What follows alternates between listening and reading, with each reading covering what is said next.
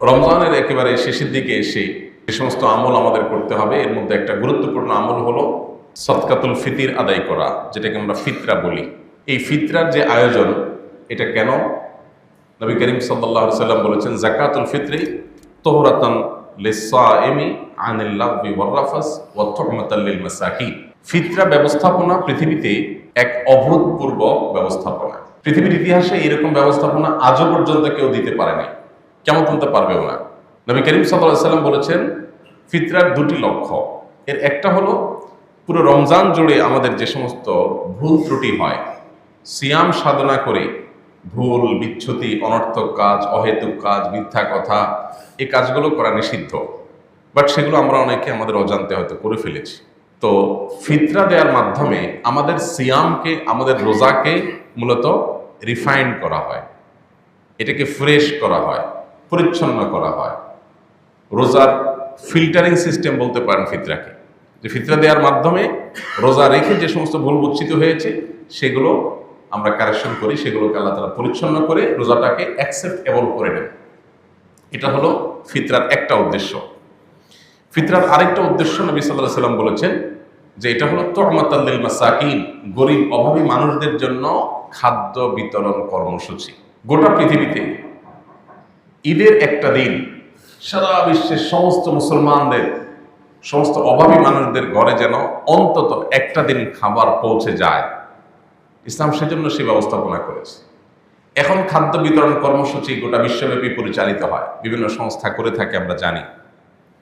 ১৫০০ বছর আগে এই গণহারে সকল অভাবীদের ঘরে ঘরে খাদ্য বিতরণ কর্মসূচি, এটা সর্বপ্রথম চালু করেছে ইসলাম। ইসলামের আগে মানব ইতিহাসে কেউ দেখাতে পারে না যে এরকম ব্যাপক হারে খাদ্য বিতরণ কর্মসূচি নামে কোনো প্রজেক্ট কেউ হাতে নিয়েছে। এই প্রজেক্ট সর্বপ্রথম ইসলাম নিয়েছে ১৫০০ বছর আগে। প্রত্যেকটা গরিবের বাসায় যেন খাবার পৌঁছে যায়। এই ফিতরা ব্যবস্থাপনার আরেকটা ভিন্ন দিক আছে, চমৎকার অসাধারণ একটা দিক আছে। সেটা হলো ইসলাম আমাদেরকে ভোগ করার অনুমোদন দেয় শরিয়ার সীমানার মধ্যে থেকে। আল্লাহ কোরআনে বলেছেন, কুলু ওয়াশরাবু, তোমরা খাও, পান করো, বাট ওয়ালা তুসরিফু, অপচয় করো না। আল্লাহ তাআলা আমাদেরকে সাধ্য অনুযায়ী শৌখিনতা করার পারমিশন দিয়েছেন। আল্লাহ আপনাকে অ্যাবিলিটি দিয়েছেন, আপনি একটা দামি মোবাইল কিনেছেন, কিনতে পারেন, শরীয়ত আপনার জন্য অনুমোদন করেছে, নিষেধ করেনি। আল্লাহ আপনাকে তৌফিক দিয়েছেন, বেশি দাম দিয়ে একটা পোশাক কিনেছেন, কিনতে পারেন, আল্লাহ নিষেধ করেননি। নিষেধটা কি? শরিয়ার সীমানার মধ্যে হতে হবে। শরিয়ার সীমানাটা কি? খুবই সিগনিফিকেন্ট, খুবই সুনির্দিষ্ট কয়েকটা বিষয়। এর ভিতরে মোস্ট কমন যেটা আমরা ভায়োলেশন করি সেটা হলো আমাদের বেশিরভাগ শৌখিনতা, এটা মূলত লৌকিকতা। আমরা যেগুলোকে শৌখিনতা হিসেবে নেই, সেগুলো অ্যাকচুয়ালি শৌখিনতা যতটা, তার চেয়ে বেশি হলো লৌকিকতা। আমি একটা লেটেস্ট মডেলের দামি ব্র্যান্ডের কোনো মোবাইল ফোন কিনেছি।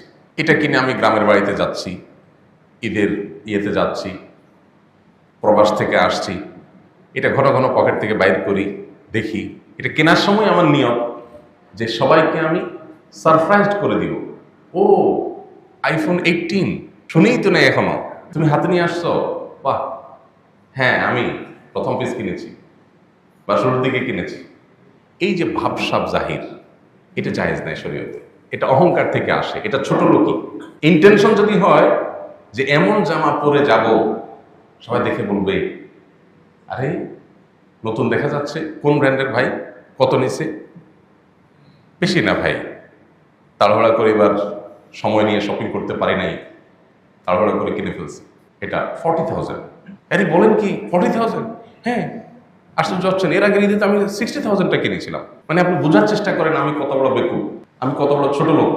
এই যে মেন্টালিটি, এটা এখন আমাদের সমাজে ঝেঁকে বসেছে। আপনারা নিশ্চয়ই খেয়াল করবেন, সোশ্যাল মিডিয়ার কল্যাণে, মূলধারার মিডিয়াগুলোর কল্যাণে একটা ট্রেন্ড চালু হয়েছে আমাদের দেশে। ঈদের কেনাকাটা হচ্ছে মার্কেটগুলোতে, সাংবাদিকরা গিয়ে মাইক ধরছে, আপনার ঈদের বাজেট কত?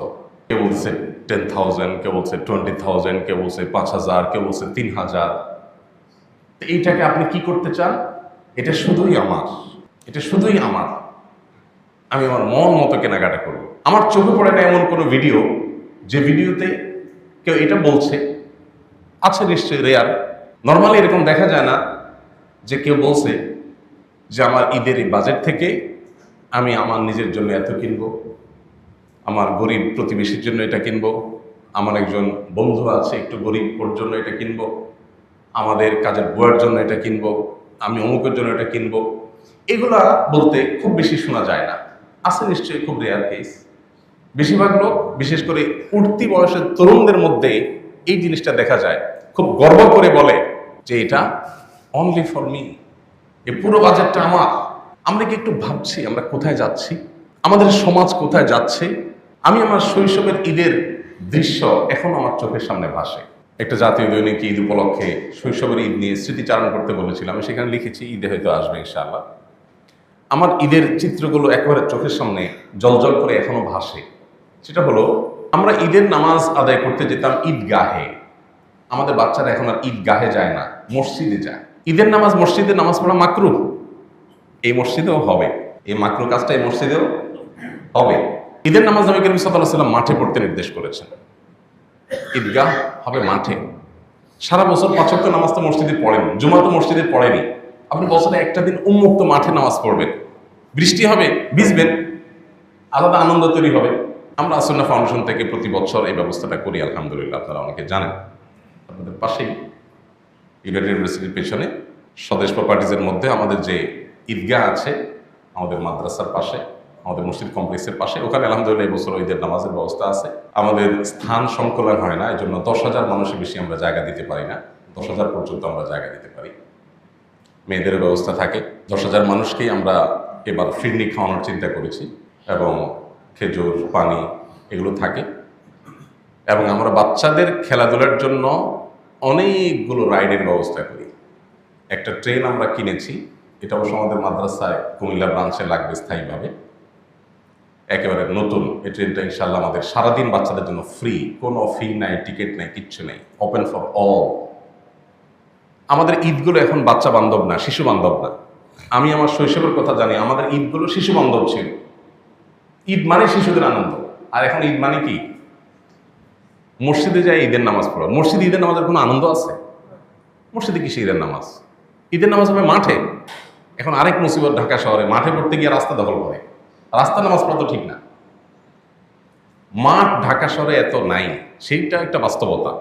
যে পরিমাণ পপুলেশন, এত মাঠ নাই। মাঠ সব আমরা ভরে ফেলছি বিল্ডিং করে করে, পরিবেশকে ধ্বংস করে ফেলছি। ন্যূনতম নিঃশ্বাস ফেলার জায়গাটা ঢাকা শহরে আমাদের নাই। যেটুকুন আছেন সেটুকুরও ব্যবহার কতটা হয় আমরা খুব একটা করি না। তো আমি যেটা বলছিলাম, ঈদ উপলক্ষে আমাদের শৈশবের চিত্র হলো যে আমরা ঈদগাহে যেতাম। এখন মানুষ মসজিদে নামাজ পড়ে।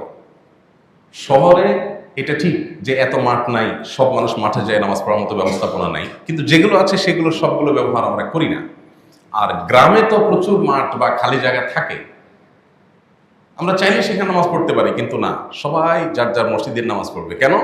কারণ মসজিদ কমিটির লোকজন তারা চিন্তা করে যে আমাদের এখানে ঈদের নামাজ পড়লে আমরা কিছু টাকা তুলব, আর এই জায়গায় ঈদের নামাজ হলে, মাঠে হলে তো টাকাটা ওখানে মাঠে চলে যাবে, তাহলে ইনকামটা তো কমে যাবে।